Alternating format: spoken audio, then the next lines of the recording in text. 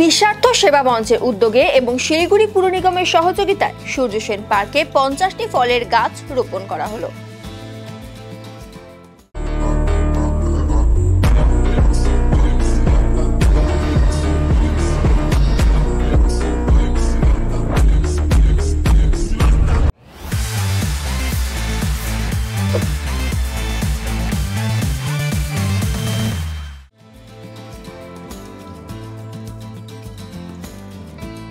শিলিগুড়ির সূর্য সেন পার্কে সবুজায়নের লক্ষ্যে সংগঠনের তরফে এই উদ্যোগ নেওয়া হয়েছে। এদিন মূলত ফলের গাছ লাগানো হয়েছে। এর ফলে পরিবেশের ভারসাম্য যেমন বজায় থাকবে, তেমনি পশু পাখিরা সেই ফল খেয়ে বেঁচে থাকবে। এদিনের কর্মসূচিতে উপস্থিত ছিলেন শিলিগুড়ির মেয়র গৌতম দেব, ডেপুটি মেয়র রঞ্জন সরকার সহ নিঃস্বার্থ সেবা মঞ্চের সদস্যরা।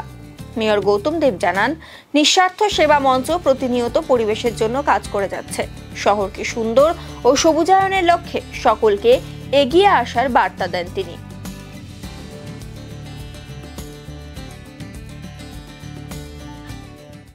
নিঃস্বার্থ সেবা মঞ্চ এরা আছেন না,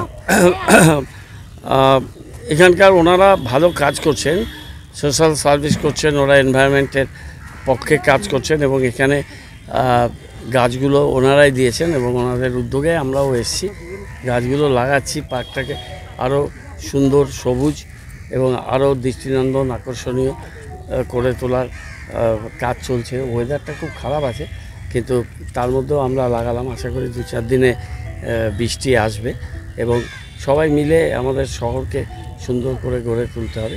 এই ধরনের যারা সংগঠন, এনজিওস বা অন্যান্য যারা সহযোগীরা আছে, সবাই মিলে আমাদের শিলিগুড়িকে করতে হবে। খালি কর্পোরেশনের 47 জন কাউন্সিলর মিলে কাজটা করতে পারবে না। নাগরিকদের সহযোগিতা এবং বিভিন্ন স্বেচ্ছাসেবী সংগঠন, গণসংগঠন, সবার সহযোগিতা আছে। পার্কের অনেক প্রোগ্রাম আছে।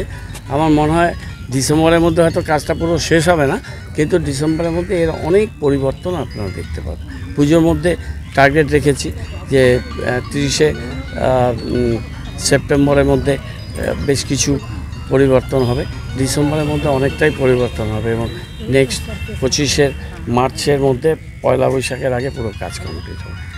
ধন্যবাদ করতেছি আমার নিঃস্বার্থ সেবা থেকে, যে আমাদেরকে সবসময় সহযোগ করে।